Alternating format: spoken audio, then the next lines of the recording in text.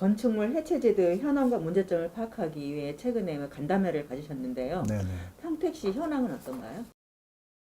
이번에 이제 그 광주 그 사고 때도 이제 보셨듯이 어느 법적으로나 행정적으로 제도가 좀 뒷받침돼 있는 줄 알았는데 막상 이제 간담회를 갖고 이제 불편한 진실을 다 열어보니까 전혀 이제 아직 법령도 미비하고 그리고 현장에서 일어나는 일들도 아직 너무나 부족한 게 많은 것 같습니다. 비단 우리 평택뿐만이 아니라 지금 우리나라 전체가 동일한 상황이라고 생각이 됩니다. 그나마 지금 조금 앞서가고 있는 게 지금 서울시. 서울시 같은 경우는 이에 그 해체에 대한 그 문제점을 미리 좀 심각하게 인식을 해가지고 지금 아마 서울시가 자체적으로 조금 좀 앞서간 그 행정력을 가지고서 실행을 하고 있는 것 같습니다. 특히 이제 평택 같은 경우에는 그 법령을 들여다 보니까 그 감리자한테 책임만 부여가 돼 있지 감리자의 권한이나 이런 게 지금 다 빠져 있어요. 그 현장에 가서 문제점이 발생을 하더라도 이걸 누구한테 어떻게 지시하고 어떻게 개선해라고 그러는 그런 행정적인 법령이 뒷받침이 전혀 안 돼 있습니다. 현실적으로 봤을 때. 그렇다면 문제점이 도출됐잖아요. 네네. 좀 대안도 마련이 돼야 되는데 지금 어떤 상황인가요? 그래서 지금 먼저 번에 이제 간담회를 통해서 크게 한 5가지 정도의 문제점을 서로가 이제 그 대화를 통해서 토론을 통해서 이제 집약을 했는데 결론부터 말씀드리자면은 법령이 먼저 보완이 돼야 된다. 현실적으로 과도기적이다. 그랬을 때 사건 사고가 발생했을 때 그 책임은 현실적으로 감리자가 다 뒤집어 쓰게끔 돼 있습니다. 그래서 지금 건축사 분들이 이제 볼멘소리를 하고 계신 거죠. 그 지금 서로 감리를 안 하려고 그럽니다. 그래서 현장에서는 엄청난 이거 실무 정부하고 현장의 우리 시민들하고는 엄청난 괴리가 생겨요. 그분의 가장 그 첫 번째 중요한 이유가 이제 경제적인 문제를 들 수가 있습니다. 감리비 문제. 이게 요일로 정해져 있는 게 아니에요. 그리고 건축비보다 잘못하면은 이 해체 감리비가 더 나올 수도가 있어요. 그러니까 당연히 시민들로서는 저항이 생길 수밖에 없는 거죠. 무슨 이런 행정이 있고 이런 법률이 있냐. 말이 안 된다 이렇게 되는 거죠. 그래서 비단 어떤 얘기가 있었냐면 사례를 들자면은 여기 서정동에 있는 건물입니다. 감리자가 4번을 바뀌었습니다. 시에서 지정 감리자가 나 안 하겠다고 그래서 안 하는 사이에 벌써 건물은 다 해체가 되는 거예요. 이게 현실이에요. 평택시 현실입니다. 근데 이거는 평택시뿐만이 아니라 우리나라 모두가 지금 동일하게 이렇게 우왕좌왕 갈팡질팡하고 있어요. 그래서 이것이 이제 지금 그 국회에서 아마 상임위에서 관련된 법령이 통과가 돼서 아마 조만간에 이제 본회의에서 이제 결정이 날 것 같습니다.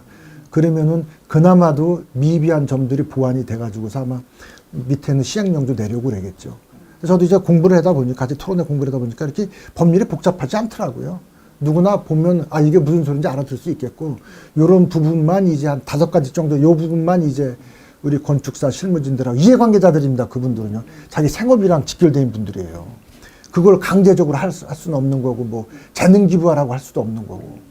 그래서 이 법령이 제정이 되면은 그걸 가지고 다시 재협의를 거쳐서 뭐 조례로 할 수 있는 거 조례로 하고 그 미흡한 점들은요. 그렇게 해서 충분히 그 현장에서 뛰시는 우리 건축사분들의 의견을 좀 반영을 해서 그래서 우리 평택시에 알맞는 그런 그 조례를 제정을 해가지고서 현장에 좀 필요로 하게 시민들한테 불편하지 않게끔 제도 개선을 하려고 그러고 있습니다. 그렇죠. 안전이 최고죠. 네. 사고 방지를 위해 의원님이 가장 시급한 문제는 무엇이라고 생각하십니까? 아까도 이제 말씀을 드렸습니다만은 우선 이게 행정이라는 게 법률과 제도에 의해서 할 수밖에 없는 거 아니에요. 그 법률에 벗어나는 행정행위는 할 수가 없잖아요. 근데 그게 지금 완결이 안 된 상태예요. 현실적으로 가장 급한 게 그겁니다. 지금 현행 법률 가지고서 감리자들한테 책임을 묻기에는 제가 그 건축사라도 역지사지라고 저부터라도 안 하겠습니다. 모든 책임은 감리자가 안게 가게끔 돼 있어요. 그러면 감리를 어떻게 할 것이냐. 상주감리가 있고 비상주감리가 있는데 그 구분도 정해져 있질 않아요, 지금. 어떤 것은 상주감리를 해야 되고 어떤 것은 비상주감리를 해야 되고 그 구분도 명확치 않아요, 지금. 어떤 법령으로 전혀 그런 게 네, 전혀 준비가 안 돼 됐어요. 있지 예, 않다는 예, 예, 거죠? 예. 그래서 이제 뭐, 진짜 첫 번째로 가장 중요한 게 이 상주감리와 비상주감리의 법적 구분이 없어요. 이게 제일 중요한데도 불구하고. 예, 그 다음에 두 번째로 이제 상주, 비상주 간 감리단의 업무 내용에 구분이 없어요. 상주 감리하는 자하고 비상주 감리자하고는 업무 구분이 있어야 될 거 아닙니까? 그렇죠. 근데 구분이 없어요. 이런 그 법률은 없어요. 그 다음에 세 번째로 이제 비상주 감리에 적용되는 해체 공사비가 불확실해요. 그럼 요일도 정해져 있질 않았어요. 자, 이거 뭐 200평짜리 건물을 해체했는데 감리비가 얼마가라고 어떤 근거가 제시돼야 되는데 시장 가격이 형성이 안 돼 있는 거예요. 그 부르는 게 값이 엿장수 마음대로 쉽게 얘기해서. 그러면 우리 역지사지라고 우리 피디님께서는 그렇게 저쪽에서 요구할 때 그 금액을 주겠습니까? 도대체 네가 나한테 그렇게 달래는 원인이 뭐냐라고 근거를 대라고 그럴 거 아니겠습니까? 시민의 안전이 먼저인데 일단 그 어떤 법령 정비가 되지 않아서 피해는 어떻게 보면 시민들이 볼 수 있는 거네요. 그렇죠. 결과적으로 기존에는 해체와 관련돼 가지고서 사실 해체 관련 전문 업체도 없어요. 현행법에. 해체만 전문으로 하는 전문 면허가 없습니다. 아, 해산은 있는데 전문 면허가 없다는 거죠? 아니, 쉽게 얘기해서 다른 면허를 가지고서 철거를 해왔었던 거예요. 철교나 비계나 이런 걸 가지고 그 전문 업체가 들어와서 그 철거를 했었던 건데 기존에 이 해체 철거와 관련돼 가지고서는 법령이나 이런 게 전혀 없었어요. 나 이제 저도 이번에 이제 간담회를 통해서 알게 됐었던 건데 그 옛날에 그 한 80년대 그 당시에 그 대학을 졸업하셨던 분들은 건축학과에 한 학기 정도 커리큘럼이 있었었대요. 그게 이제 뭐 해체 철거에 관련돼서. 근데 그 이후에는 뭐 대학마다 약간 차이는 있을 수 있겠습니다만은 그 따로 그 공부를 하지 않는 이상은 그 대학 정상적인 커리큘럼 자체 이게 없었대요. 과목 해체 관련돼서. 근데 아예 그쪽으로다가 뭐 구조기술사나 뭐 이런 분들 다른 쪽으로다가 접근을 해서 공부를 해야 되는 거지. 아예 지금 대다수의 지금 평택시에 건축사 등록하신 분들이 한 130분 되시는데 그 중에서 해체 관련돼서 뭐 한 학기라도 수강을 하셨던 분이 몇 분 안 되시더라고요. 네, 네, 선진 사례가 있나요?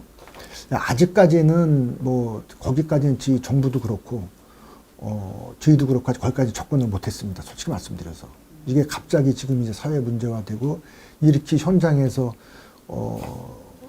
큰 문제가 야기될 줄은 죄송하면서 시의원의 한 사람으로서 그건 저도 좀 반성을 해야 된다고 봅니다. 네, 그렇다면 평택시에 뭐 사례는 있는 겁니까? 평택시에서도 지금 아직까지는 죄송합니다만은 우왕좌왕하고 있는 게 현실입니다.